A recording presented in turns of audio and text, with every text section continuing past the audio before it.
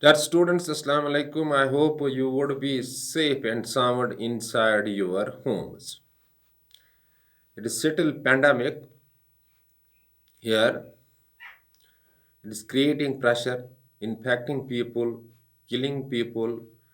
In these days of pandemic, we need to be watchful and extra vigilant to save our lives first. Life is precious gift as already in your mind 100 times I have advised you it's a precious gift that it should be given first preference over the rest of the things. The losses we meet with shall be compensated by tomorrow or by next month, but once life goes away, it is irreversible change. The same change can't be reversed. Dear students, the turmoil is on, unrest is on, but these days are always shut. Pandemics come and vanish. But your schools are shut, your no physical classroom teaching is there. So in these days you need to do extra work, extra hard work to crack the coming examination. Their students yesterday, mother of Pirzada Atikullah died after a brief illness. May her soul fetch eternal peace and prosperity, and also give Pirzada Atikula courage to bear death of his mother. Dear students, today we are dealing with three more model auxiliaries, that is might, would, and should, and their usage. Dear students, might is the past of may in case of indirect speech. I am quoting an example. He said, I may join tomorrow. He said, I may join tomorrow. He said that he might join next day. So may, the past of may becomes might in case of indirect speech. Dear students, might is used to show possibility that's very remote. When we are using may, we are using may for near possibility.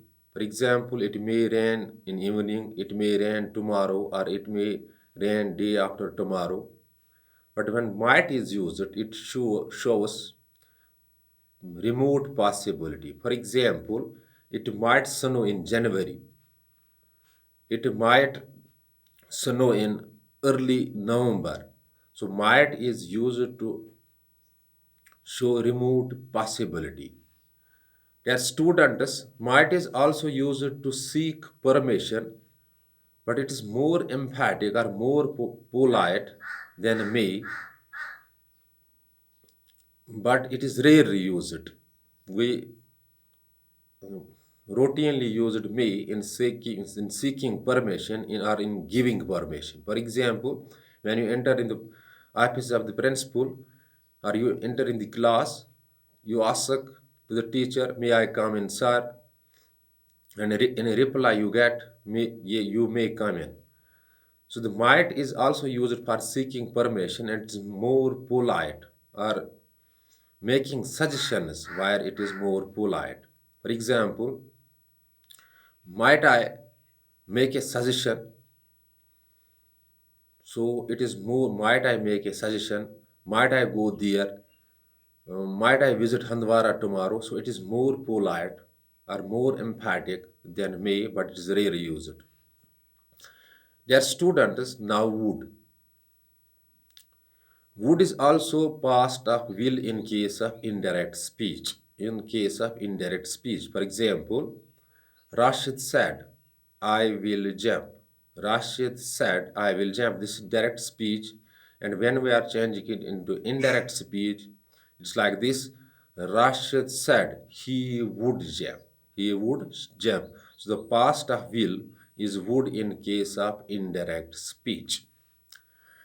Dear students, would is used to show some habit of past or routine of the past. Would is used to show some habit of the past or the routine of the past. For example, Gandhiji would go for a walk every morning. He, the boys would go for gym exercise early in the morning. So would is used to make you use it to show the past routine or habit. The students would is also used to make a polite request, and it's more emphatic than will. For example, would you close the door? Would you close the window? Would you go out? It is more emphatic or more polite than will. So it is used to make a polite request, but it's more emphatic or more polite than will. That students now should. Should is also past of shall in case of indirect speech. Ram said, I shall come tomorrow. Ram said, I shall come tomorrow. Ram said that he should come next day. So in case of indirect speech, the past of shall is should. Their students shall is should is used to make advices. To make advices. For example, to give advices. You should you should not go there because it is danger. You should not play on the roads. Boys should not jump into water. So should is used to make advices or to give advices. Should is used to show obligations. Moral obligations is shown by word ought to, but should is used to show obligations. For example, you should respect your teachers. You should respect your parents.